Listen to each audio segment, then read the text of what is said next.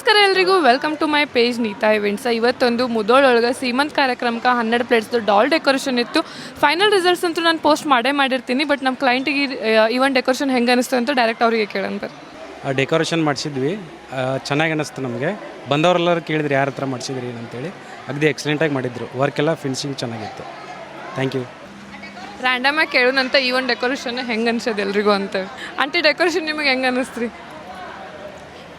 ನಿಜ ಹೇಳ್ತೇನೆ ನನಗೆ ತುಂಬ ಖುಷಿ ಆಗೈತಿ. ಚಂದ ಮಾಡ್ಯಾರಿ ಡೆಕೋರೇಷನ್. ಮತ್ತು ಇನ್ನೂ ಎಷ್ಟಿದ್ರು ಆಮಂತ್ರಣ ಕೊಡ್ತೇನೆ ರೀ. ಥ್ಯಾಂಕ್ಸ್ ರೀ. ನಿಮಗೆ ಹೆಂಗೆ ಅನ್ಸಿದ್ರಿ ಡೆಕೋರೇಷನ್? ಚೆನ್ನಾಗಿ ಅನಿಸಿದೆ ರೀ. ಭಾಳ ಗ್ರ್ಯಾಂಡ್ ಆಗೈತಿ, ರಿಚ್ ಆಗೈತಿ, ನಮಗೆ ಖುಷಿ ಆಗೈತಿ, ಚೆನ್ನಾಗೈತಿ, ಸೂಪರ್, ವಾವ್. ಥ್ಯಾಂಕ್ಸ್ ರೀ.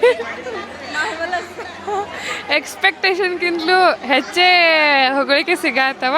ಆಮೇಲೆ ನಿಮ್ಮ ಮನೆಯೊಳಗೆ ಏನಾರ ಇವೆಂಟ್ ಇತ್ತು ಅಂದರೆ ಇದು ಊಟದಟ್ಟಿ ಮತ್ತು ಸೀಮಂತ, ಎಂಗೇಜ್ಮೆಂಟ್ ಇವೆಲ್ಲ ಯಾವ ಥರ ಅಂತಂದ್ರೆ ಲೈಫ್ ಒಳಗೆ ಒಂದು ಸಲ ಬರ್ತದೆ ಮತ್ತು ಅವೆಲ್ಲ ಸ್ಪೆಷಲ್ ಮೂಮೆಂಟ್ಸ್ ಇರ್ತವೆ.